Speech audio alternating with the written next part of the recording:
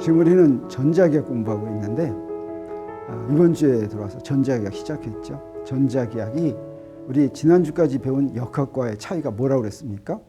자, 공부하는 대상이 역학은 기본 법칙, 운동 법칙이었습니다. F는 ma. 그래서 역학에서 식들이 많이 나오지만 알고 봤더니 그 역학에 나오는 식들은 전부 다 뭐냐면 F는 ma입니다. F는 ma를 다른 종류의 물리량으로 표현했었죠.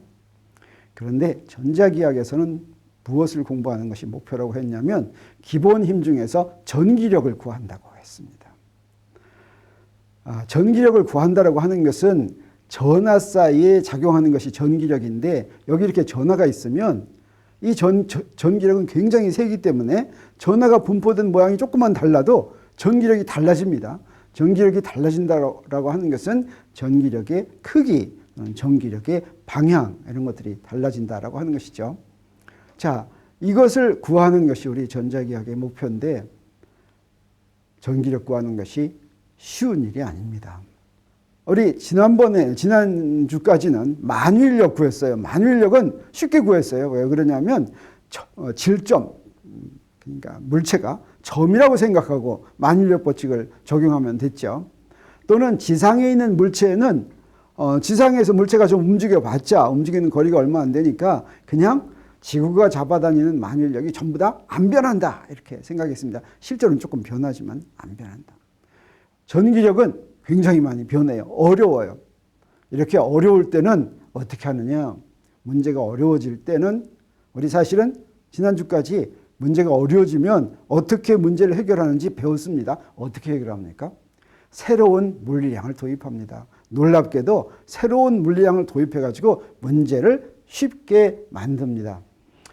우리 전자기학을 공부하면서 목표가 전기력을 구하는 것이라고 했는데 여기서도 전기력 구하는 것이 어렵기 때문에 사실은 더 많이 공부를 열심히 저 사이에 있는 걸 다 해가지고 봤더니 진짜 전기력 구하는 게 어렵다 이런 걸 여러분한테 지금 보여줬으면 좋겠는데 우리 이 강의는 그런 것을 다 계산하고 문제 풀고 하는 게 목표가 아니라고 그랬죠. 자, 물리의 큰 줄거리가 뭔지를 지금 가는 겁니다. 근데 이 물리가 지금 굉장히 어렵다. 전기력 구하는 것이 어렵다. 그러기 위해서 도움을 주는 물리량을 하나 도입합니다. 전자기학에서 전기력 구하기 위해서 첫 번째로 도입되는 물리량이 뭐냐면 여러분들 사실은 많이 들어본 전기장입니다. 전기장이라는 개념을 도입해가지고 이제 우리가 전기력을 구하려고 하는 거예요. 그래서 전기장을 이용하면 전기력 구하는 것이 이제 상대적으로 이제 편해집니다. 그런데 사실은 전기장을 도입하는 이유가 또 하나 있었어요. 그건 뭐냐면 이 기본힘, 만유인력이나 전기력이나 이 기본힘은 접촉하지 않는데도 힘 작용한다고 그랬죠. 이건 멀리 떨어져 있는데 작용하는 거예요. 어느 정도 멀리 떨어져 있냐면 전하가 하나는 지구에 있고 하나는 달에 있어도 작용하는 겁니다. 네. 그러면 힘 작용할 때 우리 둘 이렇게 힘을 그려놓으면 어떻습니까? 만유인력도 그렇고 이렇게 두 물체가 이렇게 있으면 두 물체를 잇는 선 위에서 힘이 이렇게 작용하죠. 근데 물체가 이쪽으로 이렇게 움직였다고 생각하세요. 물체가 이렇게 움직이면 여기서 요놈한테 작용하는 힘이 이렇게 좀 바뀌겠어요. 이렇게 힘이 바뀌죠. 그런데 문제가 있습니다. 요거 저기 있는 물체가 저쪽으로 움직이는 거를 어떻게 알고 이놈한테 작용하는 힘이 이렇게 변했을까? 이런 개념상의 문제가 있습니다. 그래서 사실은 18세기, 19세기에 이런 문제를 풀면서 바로 힘의 법칙이 만유인력 법칙도 그렇고 쿨롱 법칙도 그렇고 서로 떨어진 물체가 이 물체와 이 물체가 있는데 두 물체 사이에 전기력이 작용한다고 그러면 이게 이렇게 움직이면 이게 움직인지 어떻게 알았을까 하면 문제점이 있었어요. 자, 전기장을 도입하면 이 문제도 같이 해결이 됩니다. 그래서 전기장이 무엇인지 정의하고 그것을 어떻게 이용하는지 한번 살펴보도록 하겠어요. 자, 전기장이란 여기서 이건 공간을 얘기합니다. 전하가 힘을 받는 공간을 전기장이라고 합니다. 근데 전기장은 그러면 어떻게 해서 만들어지냐? 이것도 전하가 만듭니다. 그래서 전기장에서 여기가 전기장이라면 만약에 여기다 전하를 갖고 오면 전하가 힘 받아요. 그 다음에 여기가 전기장이 되는 것은 그것도 전화 때문에 그렇게 합니다. 우리 뭐 비유를 들어서 얘기한다면 여기 아무도 없는 빈 널따란 이런 광장에 혼자 나온다면 그냥 아무렇게나 움직일 수도 있겠죠. 뭐 거리낌이 없습니다. 근데 저기가 누가 와가지고 예쁜 사람들 저기 이렇게 서 있어요. 그러면 내 행동에 제약받죠. 뭔가 이 공간이 제약받는 공간으로 만들어졌어요. 네. 전화의 역할도 바로 그런 비슷한 것이라고 얘기할 수가 있습니다. 그래서 전화는 어떤 역할을 하냐면 먼저 아무것도 없는 공간이면 그건 전기장이 아니에요. 전기장이 되기 위해서는 전화가 여기 있어야 됩니다. 전화를 가져다 놓으면 그 주위 공간이 전기장이 됩니다. 그리고 이렇게 전기장이 됐으면 그때 다른 전화를 갖고 오면 다른 전화가 힘을 받는다. 그래서 다른 전화한테 작용하는 힘은 여기 있는 전화 때문에 힘이 작용한다 이렇게 설명하는 것이 아니라 여기가 전기장이기 때문에 힘 작용한다. 그러면 아까 얘기했던 원격 힘의 문제가 조금 해결이 되는 듯 하지 않습니까? 네, 여기다 갖다 놓은 전화가 힘 받는 것은 여기 있는 전화 때문이 아니라 여기 자기가 있는 위치가 전기장이기 때문에 힘 받는다. 이렇게 설명을 할 수가 있다라고 하는 거죠. 이것이 전화와 전기장, 전기 현상에만 이렇게 하는 것이 아니라 사실은 비슷한 거 우리 많이 압니다. 중력장도 있고 전기장도 있고 자기장도 있어요. 그래서 중력장이란 뭐냐면 질량이 힘을 받는 공간을 중력장이라고 합니다. 그러면 중력장은 어떻게 생기냐면 질량이 있으면 그 주위에 중력장이 생깁니다. 전기장은 전하가 힘을 받는 공간이고 그 공간이 전기장이 되려면 전하를 갖다 놓으면 되겠어요. 자기장이란 뭡니까? 자석이 힘을 받는 공간이고 거기를 자기장으로 만들려면 자석을 갖다 놓으면 되겠습니다. 이것을 조금 수학적으로 한번 얘기를 해보도록 하죠. 장이라고 하는 것은 영어로는 field인데 운동장 할 때 장자 그 한문으로 하면 그 장이에요. 마당이라는 뜻입니다. 그래서 옛날에 우리가 이것을 마당이라고 부르기도 했는데 이건 사실은 수학의 용어입니다.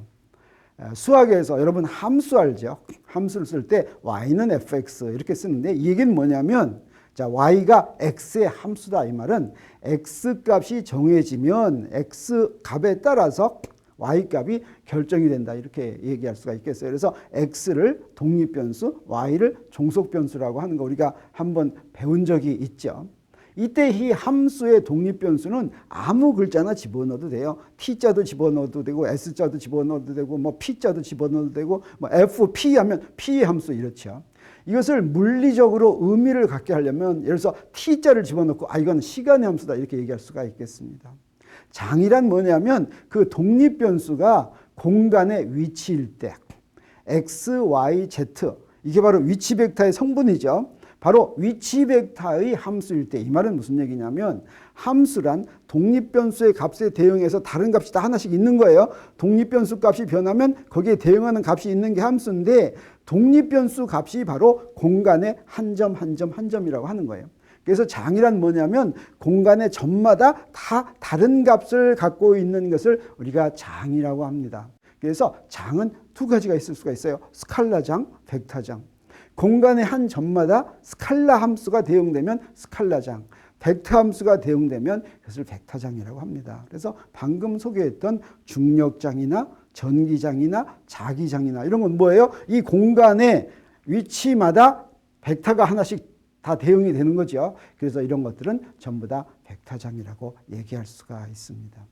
이때 전기장을 구하는 방법은 우리 아까 전하의 역할이 두 개가 있었어요. 하나는 뭐가 있었냐면 주위 공간을 전기장으로 만드는 역할이 있었고 또 하나는 두 번째는 뭐냐면 전기장에다 갖다 놓으면 힘받는 전기력 받는 역할이 있었죠. 이 두 번째 역할을 가지고 전기장이 뭔지 알아낼 수가 있습니다.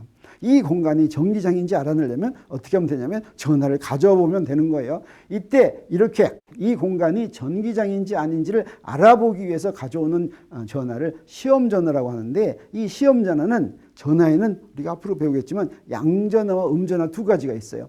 양전화를 가져옵니다. 그래서 양전화가 받는 힘을 측정을 해요. 그래서 F라는 힘을 측정해 받는다. 즉 그 시험전화를 갖고 왔더니 F만큼의 힘을 받는다라고 하면 그러면 그 F를 시험 전화의 전화량으로 나눠요. 그래서 F를 Q로 나눈 거. 이게 바로 전기장. 지금 내가 전기장인지 아닌지 알아보는 것에 전기장의 세기가 됩니다. 그 다음에 방향은 그 전기력의 방향과 같게 되겠어요. 그래서 전기장 구할 때는 어떻게 하냐면 시험전화 갖다 놓고 그 시험전화가 받는 전기력을 그 전화, 양전화량으로 나누면 되겠어요. 네, 이렇게 나누면 사실은 뭐가 되냐면 내가 전기력 10을 받았다고 그래요. 근데 전화를 5짜리 전화를 갖고 왔다면 나누면 어떻게 됩니까? 바로 1이라는 전화가 받는 전기력이 나옵니다. 뭘로 나누면 1만큼이 받는, 그래서 전기장을 말로 하면 단위 양전화가 받는, 단위 양전화란 내가 단위로 쓰는, 전화의 단위로 쓰는 전화의 단위는 쿨롱인데 1쿨롱이 받는 전기력을 전기장이라고 한다. 이렇게 이야기하면 되겠어요. 그래서 여기서 전기장의 세기를 이제 전화 역할, 두 번째 역할로 정의하면 E는 Q분의 F 이렇게도 하고, 또 하나는 어떻게도 정의하냐면 E는 하고서 Q를 0으로 보냅니다. 그리고 Q분의 F. Q를 0으로 보낸다는 건 시험 전화가 굉장히 작아진다라는 뜻이 되겠어요. 이렇게 시험 전화가 굉장히 작은 걸로 Q를 나눌 것 같으면 그러면 1만큼의 전화가 받는 전기장이 나오겠습니까? 안 나오겠습니까? 나옵니다. 어떤 걸로 나오든지 똑같아요. 그래서 아까 앞에 전화 Q분의 F나 또는 Q를 0으로 보내고 Q분의 F 하는 거나 값은 똑같아요. 왜 그러냐면 Q를 0으로 보내면 그만큼 받는 전기력도 작아집니다. 그래서 Q를 10자리를 갖고 왔다면 10으로 나눠도 1쿨롱이 받는 전기력이 나오고, 만약에 0.1쿨롱짜리를 갖고 왔다면 0.1쿨롱으로 나누면 어떻게 되겠어요? 역시 1쿨롱이 받는 전기력이 나옵니다. 단 이렇게 두 번째로 정의하는 이유는 뭐냐면, 자, 여기에 전기장이 왜 됐겠어요? 여기에 주위에 다른 전하들이 있기 때문에 됐습니다. 이 전하들이 어디 있느냐에 따라서 전기장이 바뀔 수가 있어요. 근데 시험 전화로 굉장히 큰 걸 갖고 왔다면 어떻게 되겠어요?